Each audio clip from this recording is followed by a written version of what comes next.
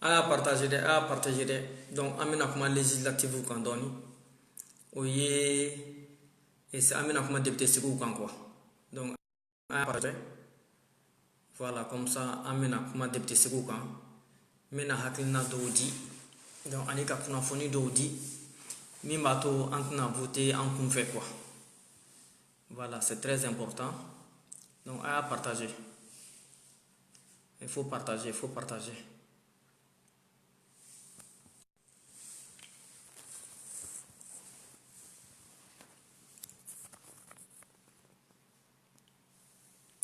Modibo Kola, Daou, Jawara, Yellow Sal, Alou, Tunkara, Kabiru Jire. Yam 6 A. Yam 6 Madi Daou. Non, plutôt Hadi Daou. Ani Bakare Kamara. Voilà. Ani Minataki. Bon, Mbalmon. Aounichou, bonsoir à tout le monde. Je vous salue très bien. Voilà, c'est Toungé Sidibé Ibeka Malignata. Donc, comme je le dis tout le temps, j'essaierai toujours de m'exprimer en bambara parce que la plupart de nos parents comprennent mieux ma bambara que français. Donc, du coup, je me dis que c'est de mon devoir de renseigner et d'informer les gens donc, par rapport à notre langue. Donc, Mbalmon, on est chou. Mais, fait qu'à et en la député Sigouka. Mi député Sigouye. Aïwa, donc, en Thomas Jean Kosobe. Donc, Aoué Haketo de. Là, parce qu'il y a trop de messages qui viennent sur mon truc, quoi. Wati Dola, donc, Beto a tout nous donné. Là, j'ai oublié qu'à faire fermé, quoi. Mais c'est pas grave. Donc, avec bien. Député Sigou. Donc, et Mbo de Fokuma Bengo. Anga Ladje, Anga voté en Confetoni. Là, parce que follow. Et c'est un malien, donc en voté là, on fait trop. N'a ma que Somorokoué, donc avec parce qu'en signorando, Wali, avec donc parce que Morodo anana tini sukor di ama, anana malo sengan et sengan boro di ama, on a nyokona chama. Donc, on a haklito yorola, et puis encore, on a moro sensibilisé, donc au cas là, j'ai eu voté morobi, donc au cadre qu'on a. Là, parce que ni député sigira député de betani awma kuna fununye to katana assemblée là no ye bulombaye donc ou be voter en fait on gagne bon et ça dit que ni député wardi awma donc aba bla kungula la ko député be millions de chien façon na folo là ko au million do ka aw nege donc no kera donc ou ban nege donc en la voté nous là parce que on va mi chien façon on va kele là on a quelque ensemble donc du coup ni wari sur la nous tara nanga kuma kan ni wari sur la ni na folo sur la donc au lieu que ka on y kelen ta de ou bon on y saba nani duru de ta donc barat c'est kake to va fa ka na folo de fin d'âme donc mais ni kuma il faut donc avec un moro kono ko barodu ouais certes barodu mais tiens de donc on a hakilito yorona donc on a voté moye en confé on a voté moye mi en bas donc mo beseka vraiment nafa nyani mo beseka on a jiko nyanabo mo beseka on a sania nyanabo mo beseka on a kenya nyanabo o mo nyo fa na ngo be soro hala on a kare kono nauna abe soro on a bondawla abe soro on a commune na abe soro quartier wala mo do be ibta soro dorome table peut-être ibta soro chômeur yere do ngare mais ba so mo la dirido aya hakilito ni yoro na balmo muso jekulu demsen jekulu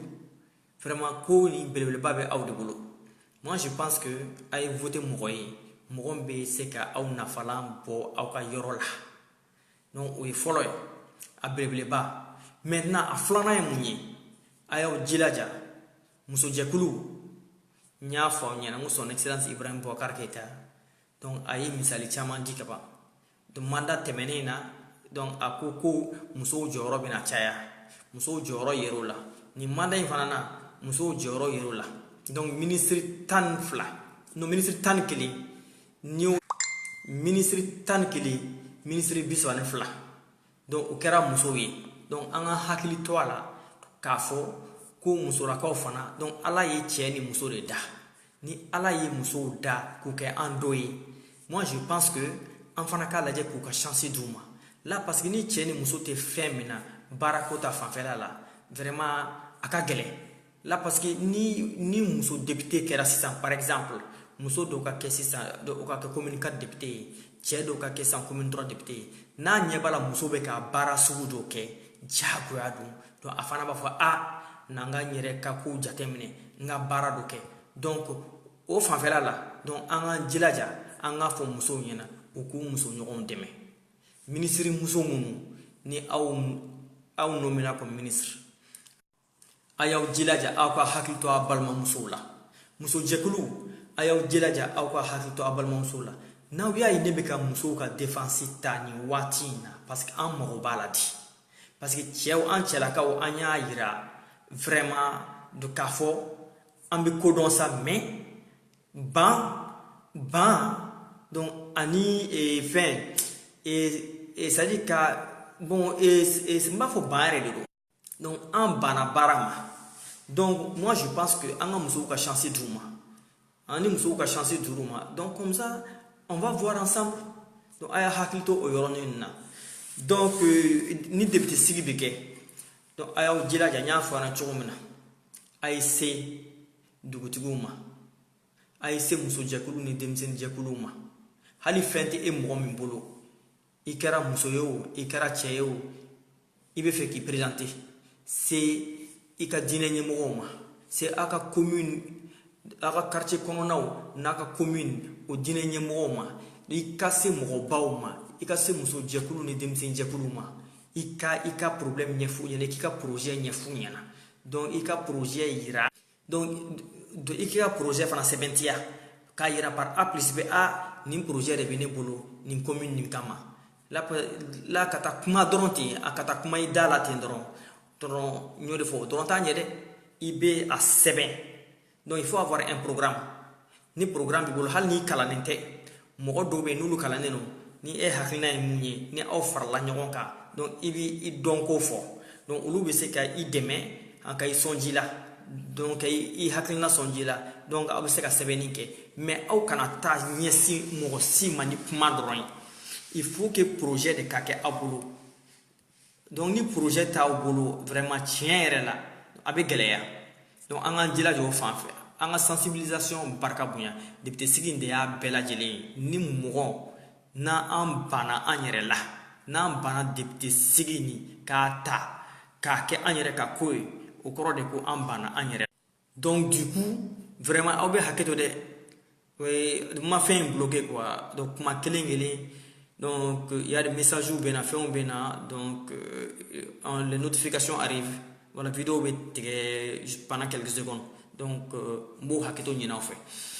n'an ye an yɛrɛ bila k'a fɔ n ka sira t'a la a bɛna kɛ kɔrɔlen de ye an k'an jilaja an ka bɔ an ka sensibilisation barika bonya an ka quartierw kɔnɔ an ka duw kɔnɔ an ka quartierw kɔnɔ an ka kabilaw kɔnɔ an ka communew kɔnɔ an ka village mɔgɔ ninnu an k'u bɛɛ sensibiliser k'a yir'u la par A plus B député sigi nin u kana kɛ i n'a fɔ a tun bɛ kɛ fɔlɔ cogo min na vraiment an bɛ retard la o ko la an k'an jilaja an ka ala deli to ala ka député ɲumanw di an ma o député ɲuman fana bɛ sɔrɔ mun de la n'i ko ala k'i dɛmɛ o b'a sɔrɔ i fana vraiment i yɛrɛ dɛmɛ fana quoi donc yen yɔrɔ la an ka hakili to o yɔrɔ in na aw kana ɲinɛ dɛ sensibilisation dan de don ni mɔgɔ min sunɔgɔ la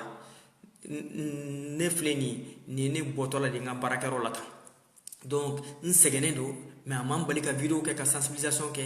là parce que chaque 2 jours ou 3 jours n bɛ vidéo dɔ kɛ ka sensibilisation de kɛ mais et pourtant n sɛgɛnnen de don mais ni ala sɔnna ma mali ko don donc an tɛ sɛgɛn o la an tɛ ɲinɛ o la sensibilisation o barika ka bon ye jeune si ka n'i sigi surtout jeunes yɛrɛ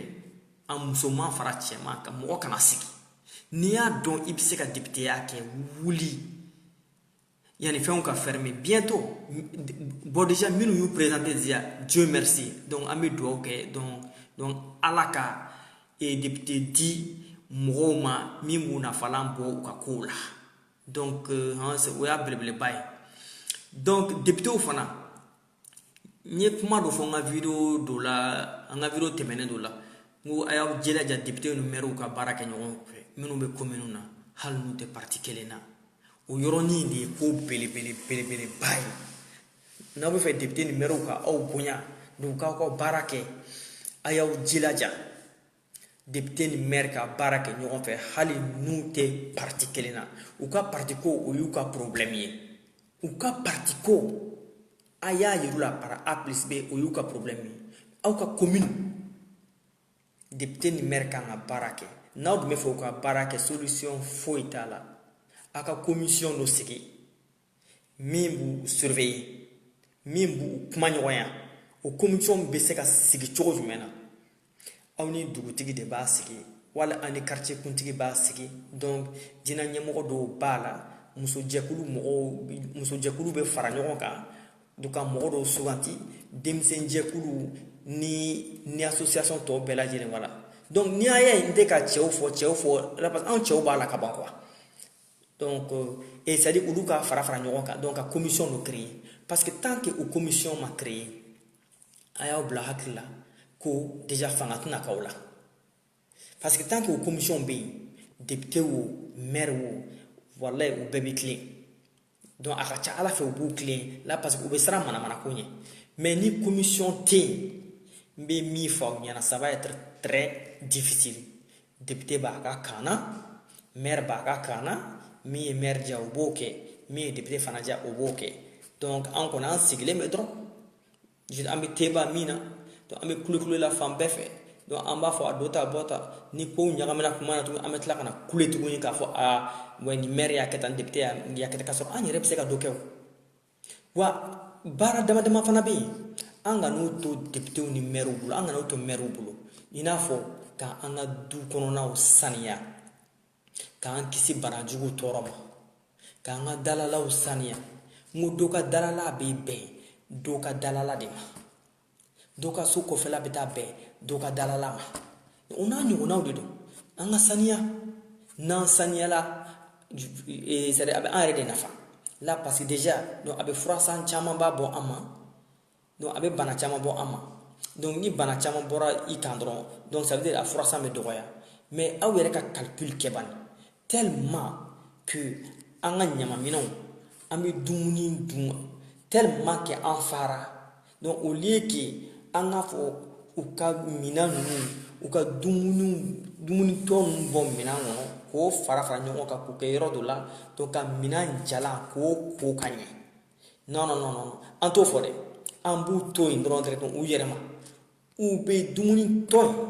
min bɛ se ka lɔgɔma kelen bɛ se ka bɔ a la dɛ u bɛ ji de k'o kɔnɔ k'o fɛn k'o salo ka b'o kɔnɔ donc k'o bila mana dɔ kɔnɔ k'o datugu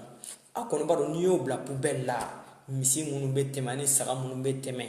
franchement u bɛ na a minɛ dɔrɔn u bɛ mana fara n'o farala dɔrɔn ji dɔ bɛ bɔn poubelle kɔnɔ a dumuni dɔ bɛ bɔn poubelle kɔnɔ donc a tɔ fana bɛ bɔn kɛnɛma donc ni tɔ bɔnna kɛnɛma sisan donc limɔgɔw bɛ na sosow bɛ na et puis yɔrɔ kasa bɛ bɔ an yɛrɛ de ka baara y'o ye donc o tɛ maire ka ko ye franchement an yɛrɛ ka saniya dɔɔnin n'an saniyala a bɛ furasa bɔ an ma n'an saniyala a bɛ bana caman bɔ an ma n'an saniyala a bɛ contamination caman bɔ an ma mais munna an tɛ saniya n'i ka dalala fura min ɲɛsinnen don i ka da ma jagoya don kelen a fana bɛ maloya k'a ka dalala fura nin daminɛ n'i ka so kɔfɛla fura min ka da ɲɛsinnen don e ka so kɔfɛla ma don dɔ bɛ na kɛ a fana bɛ maloya jagoya a fana b'a ka yɔrɔ saniya parce que n'a ma kɛ mɔgɔw b'a don a tulo la donc vraiment an ka hakili to o yɔrɔnin na ni min ye namasa dun sisan kana fili i kunfɛ kare kɔnɔ parce que n bɛ kare kɔnɔ mais poubelles bɛ fan kare yɔrɔ bɛɛ la tagama dɔɔnin dɔrɔn hali i tagamatɔ la namasa faranin minɛ i bolo dɔrɔn i tagamatɔ la ni dɔrɔn directement i ka se poubelle dɔ ma dɔrɔn k'o bila o kɔnɔ mais o bɛɛ ka gɛlɛn an ma n'an ye dumuni min san n'o kɛra papier min kɔnɔ en franchement an b'o papier ta ten n'an tila dumuni na dɔrɔn an papier nin minɛ k'a fili an kɛrɛfɛ ten donc an yɛrɛ de fana an nɔgɔlen don aw bɛ yafa n ma dɛ an nɔgɔlen don donc saniya dun ka nɔgɔn ni fɛn bɛɛ ye walahi a ka nɔgɔn a ko man ca a ka nɔgɔn dɛ ne ka yan'a ka baga mɛriw ma yan'a ka baga députéw ma donc n seginna kɔ dɔɔni an yɛrɛ donc franchement donc an yɛrɛ k'an jilaja donc an yɛrɛ ka saniya fɔlɔ an ka fosi kɔnɔna ninnu an k'an jilaja wuluwulu kana bɔ fosi kɔnɔ sa wuluwulu dengɛ kan ka sɛnɛ de a kan ka sen de a kan ka sen wulu dengɛ kan ka sen de ka gabakurun k'a kɔnɔ n'a fara mobili mun bɛ wuluwulu sama o k'a wele ka na o ka wuluwulu sama mais ni an ma maloya k'an ka wuluwulu dabɔ k'a bila fosi kɔnɔ i ka wuluwuluji a b'i yɛrɛ tɔɔrɔ a bɛ fa i tɔɲɔgɔn minnu bɛ i voisin minnu bɛ yen tuguni i ka wuluwuluji bɛ tila ka olu fana tɔɔrɔ mais pourquoi nin bɛɛ bɛ kɛ k'a sɔrɔ i bɛ se ka dingɛ sen a ka gabakurun k'a kɔnɔ k'a dilan ka ɲɛ a k'a dunya a kɛra so kɔfɛla ye o a kɛra so ɲɛfɛla ye o k'a dilan ka ɲɛ ka datugulan k'a la i ka wuluwulu bɛ jigin a kɔnɔ n'a fa kuma sera directement a bɛ bureau wele ka na n'a fɔra ko bɛɛ k'i ka wuluwulu bɔ ka bila soit fossé belebeleba kɔnɔ bɛɛ k'i ka wuluwulu bila fossé kɔnɔ bɛɛ k'i ka wuluwulu bila i ka fɛn kɔnɔ c'est des problèmes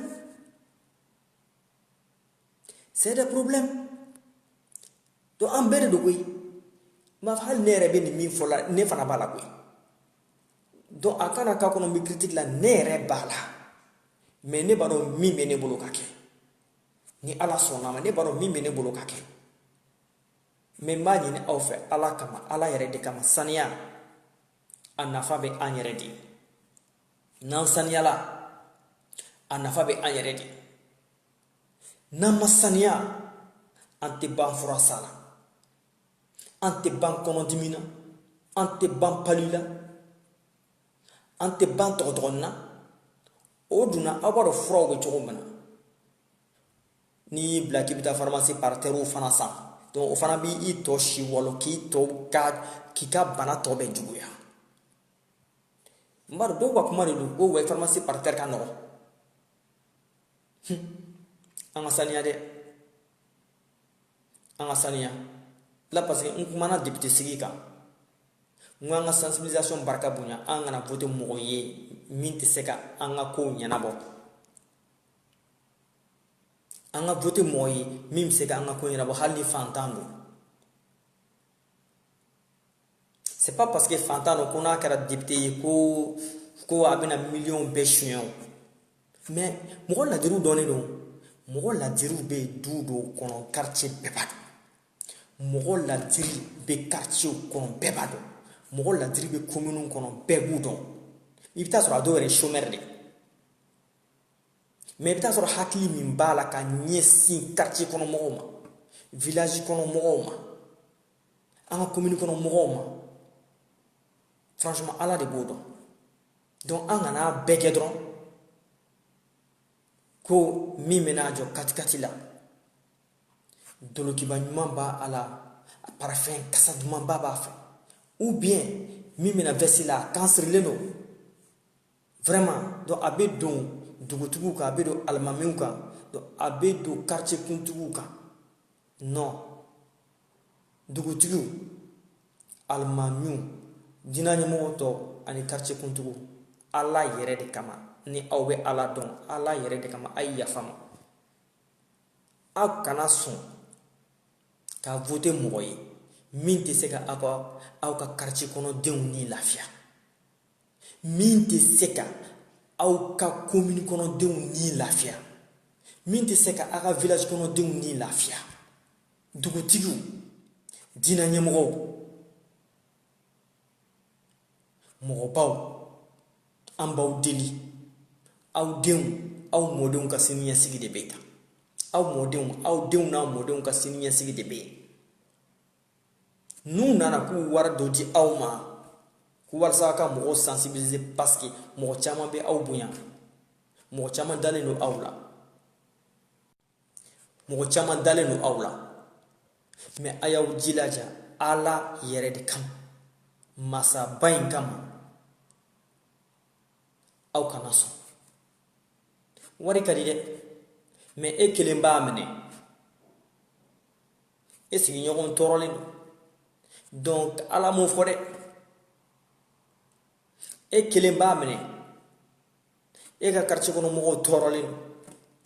masa in m'o fɔ e kelen b'a minɛ i ka commune kɔnɔ denw bɛɛ tɔɔrɔlen don lakali bɛ yen sini dɛ an ka sabali n'aw ye nin video in sɔrɔ a y'a partager dugutigiw diinɛ ɲɛmɔgɔw mɔgɔbaw musokuntigiw u ka nin kuma in lamɛn an ka voter mɔgɔ ye min bɛ se ka an nafa an nafali ye mun ye min bɛ se ka ji di an ma min bɛ se ka baara di an ma min bɛ se ka an ka yɔrɔw labɛn an ka yɔrɔw dilan min bɛ se ka hɛrɛ lase anw ma min bɛ se ka partenariat ɲini min bɛ se ka teriya ɲini ni jamana wɛrɛw ye o bɛɛ de fɔra députéya la mais an ka député joli joli bɛ yen min bɛ teriya ɲini ni jamana wɛrɛ députéw ye wali jamana wɛrɛ fonctionnaire baw ye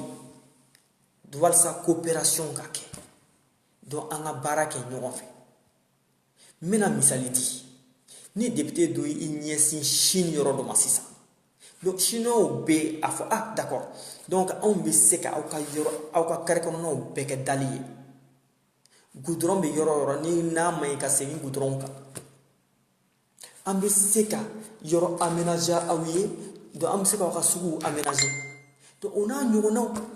donc olu fana b'a fɔ ah donc an mago bɛ nin la an mago bɛ nin la n y'o de fɔ aw ɲɛna n ko dugukolo b'an bolo fan bɛɛ fɛ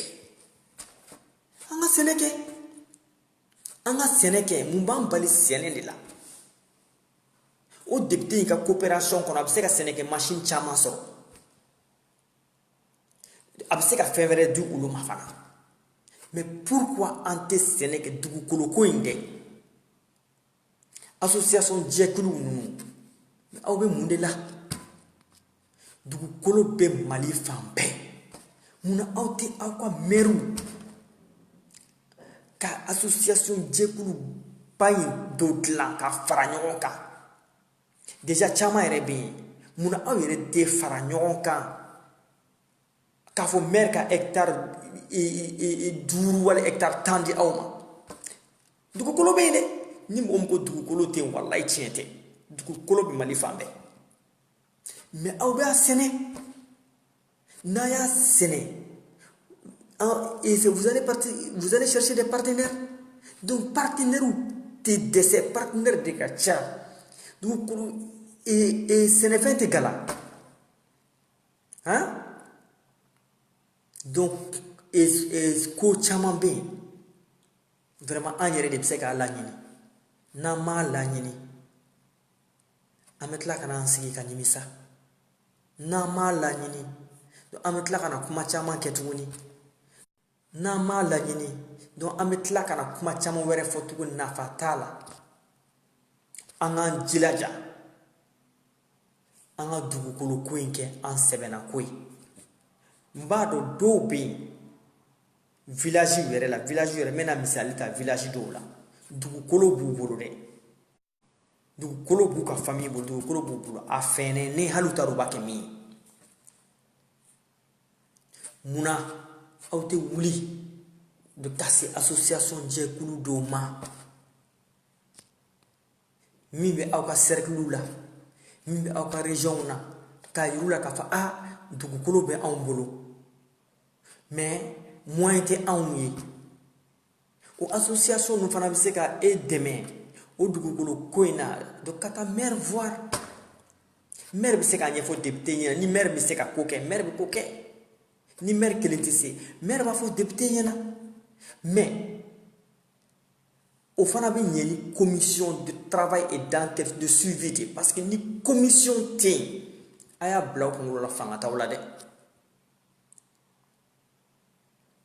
ni commission tɛ yen o fanga t'aw la et pourtant a commission dun bɛ sigi cogo min na n y'a ɲɛfɔ aw ɲɛna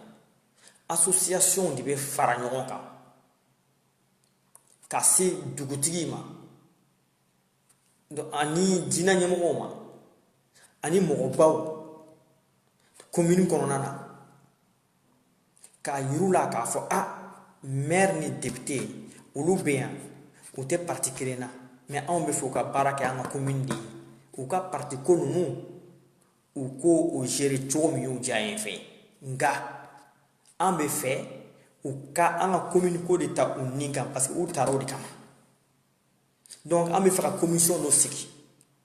dugutigi ni dugutigi yɛrɛ tɛ se dugutigi bɛ mɔgɔ délégué min bɛ se ka fara aw kan muso jɛkulu fana bɛ mɔgɔ délégué mɔgɔ kelen mɔgɔ fila ça dépend denmisɛn jɛkulu ani association tɔw bɛɛ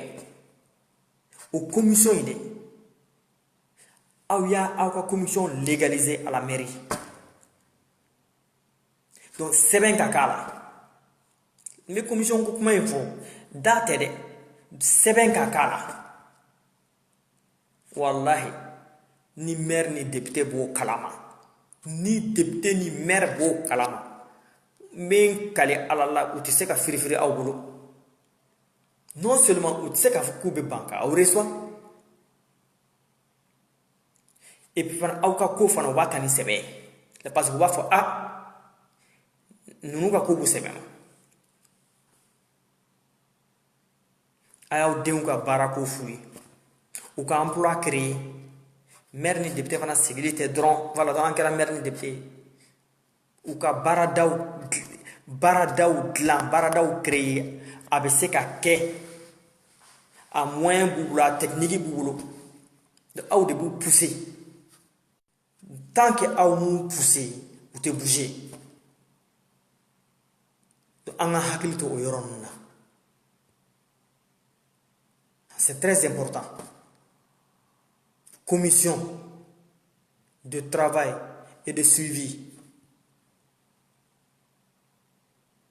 a b'aw jilaja kalo o kalo o commission in donc aw ka se ka siéger au moins siɲɛ kelen mais aw bɛɛ bɛ commune kelen de la o donc aw bɛ ɲɔgɔn kalama mais au moins donc aw ka bilan dɔ kɛ et chaque fin du mois donc an taara an ni maire ye ɲɔgɔn ye an taara an ni député ye ɲɔgɔn ye nin de fɔra nin de kɛra donc an ye nin de ɲininkali kɛ donc an y'a fɔ nin de ko bɛ an ye donc an y'a fɔ nin de se bɛ anw ye wala an y'a fɔ n bɛ fɛ ka nin de kɛ maire ni député ye mun fɔ aw ye voilà donc aw b'o fana lakali donc aw yɛrɛ b'a ka analyse kɛ n'aw y'o kɛ a y'a bila aw kunna aw ka commune minɔgɔ tɛ mɔgɔ faga jiko tɛ mɔgɔ tɔɔrɔ dumuniko tɛna mɔgɔ tɔɔrɔ denmisɛnw ka baara ko bɛ ɲɛnabɔ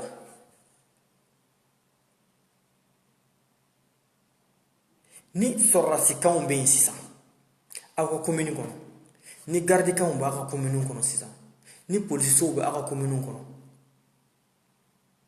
aw bɛ se ka a demander de sorte que aw ka commune kɔnɔ au moins ni sélection bɛ kɛ o tɛ corruption ye dɛ ni sélection bɛ kɛ u ka quota dɔ di aw ma o quota ye mun ye mɔgɔ tɛ ta k'a fɔ nin ye n den ye non non non m'o fɔ dɛ m'o fɔ denmisɛnninw minnu b'aw ka quartier kɔnɔ ni denmisɛnnin 100 don sisan jeune 100 don muso b'o la cɛ b'o la n'a fɔra ko mɔgɔw bɛna ta polisiya la sisan il y a un quota donc u bɛ se ka quota dɔ di aw ma bon nin quota bɛ se ka di aw ma donc o quota in kɔnɔ sélection de bɛ kɛ aw fana ka mɔgɔ ninnu ni ɲɔgɔn cɛ mɔgɔ ɲɛnama minnu bɛ a baara dɔn a fanga bɛ minnu na a hakili bɛ minnu na a physique bɛ minnu na olu de bɛ suganti. Mais ça c'est des demandes et on peut demander tous ces trucs là. Mais ni aw ma wuli k'o kɛ, donc ça veut dire fɛn bɛɛ bɛna ta ka segin aw kun dɛ. Obligé fɛn bɛɛ bɛna ta ka segin aw kun dɛ. Ko kɔnɔkulu jɛlen de bɛ bi fɔ. Tant que fanga bɛ aw la, a ka commission de suivi, de contrôle de suivi bɛ yen, a y'a bila aw kunkolo la, walayi aw tɔgɔ de bɛ taa dɔrɔn. Fan bɛɛ fɛ, ninnu organiselen don dɛ, nin commune mɔgɔw organiselen don fo k'a dama tɛmɛ. Donc nin bɛ tan, nin bɛ tan, nin bɛ tan. Là, parce que ça parle, ça kumaw bɛ fɔ de. C'est kumaw bɛ fɔ dɛ. Donc an k'an jilaja, an kana voter mɔgɔ ye an kunfɛ, n bɛna résumer, an kana voter mɔgɔ ye tuguni an kunfɛ. O ye fɔlɔ ye. An yɛrɛ kana siran fana k'an présenter. O ye filanan ye. An kana fɔ ko an ma kalan. O ye sabanan ye. Parce que dɔw bɛ yen, a kalannen don, mais a tɛ fɛn dɔn dɛ. Dɔw bɛ yen, a ma kalan, mais ni mɔgɔ kalannen bɛ a kɛrɛfɛ, m'a fɔ hakiliba b'a la dɛ. Donc je disais que, et ça c'est le troisième côté. Bon, yani an ka baga an ka maires ma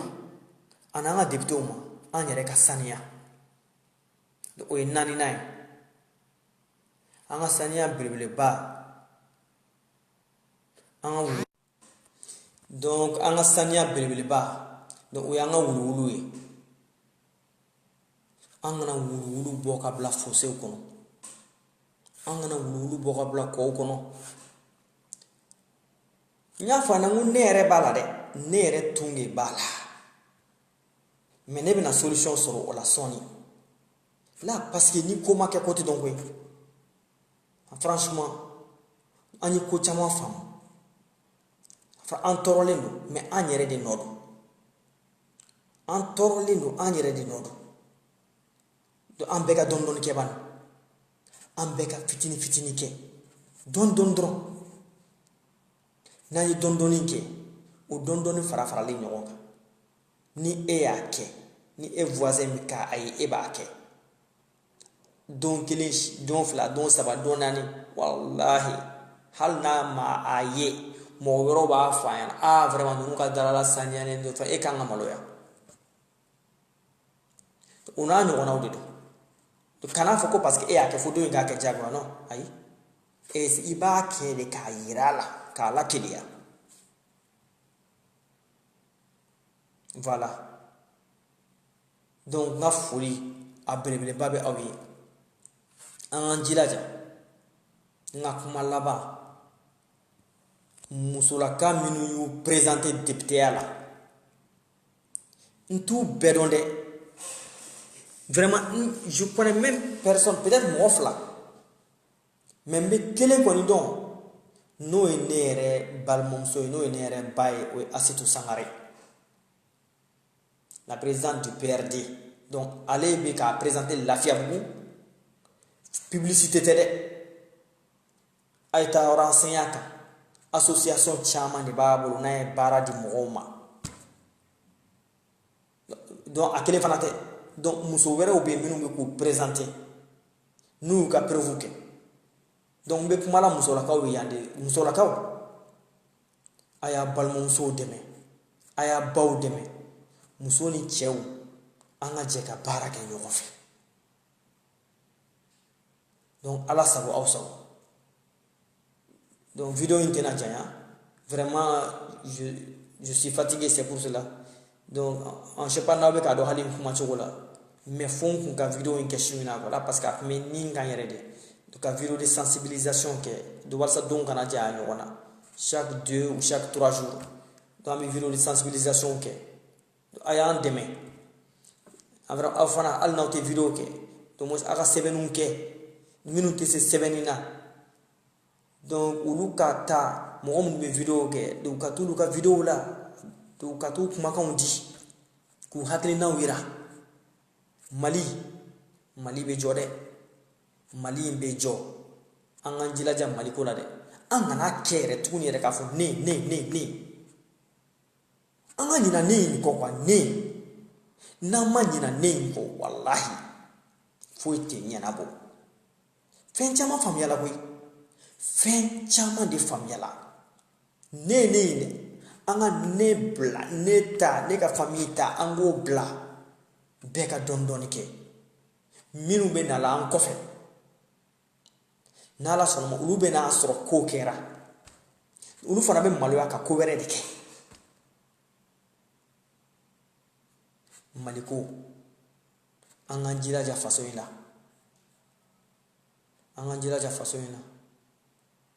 n b'aw fo k'aw waleɲuman dɔn aw bɛɛ lajɛlen ka foli belebeleba bɛ ka bɔ ne Tunbɛ Sidibe yɔrɔ komi n y'a fɔ an na cogo min na aw bɛ hakɛto ni n bɔtɔ de baarakɛyɔrɔ la n sɛgɛnnen don walayi aw ni ce aw ni baraji Ala ka si ni kɛnɛya di aw bɛɛ lajɛlen ma Ala ka aw nafalan bɔ aw ka commune kɔnɔnaw la Ala ka député di aw ma min bɛ se ka aw kunna wolo donc Ala ka aw ka député n'a ka maire minɛ ka di aw ma mais aw kan'u to u yɛrɛ ma dɛ aw kana dugutigi to u yɛrɛ ma aw kana quartier kuntigi to u yɛrɛ ma a ye t'u nɔfɛ a y'u kuma ɲɔgɔnya a y'a ka tiɲɛ f'u ɲɛna k'a sɔrɔ a ma kɛ dɔgɔyama ye a ye aw ka diinɛ ɲɛmɔgɔw a ye aw ka tiɲɛ f'u ɲɛna k'a sɔrɔ a ma kɛ dɔgɔyama ye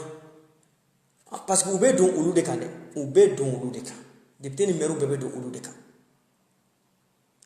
a ye sensibilisation barika bonya musojɛkulu a y'aw hakili to aw yɛrɛ la a y'a balimamusow dɛmɛ Ala sago aw sago aw bɛ hakɛto donc n b'a fɔ Ala k'a bɔ su la merci bien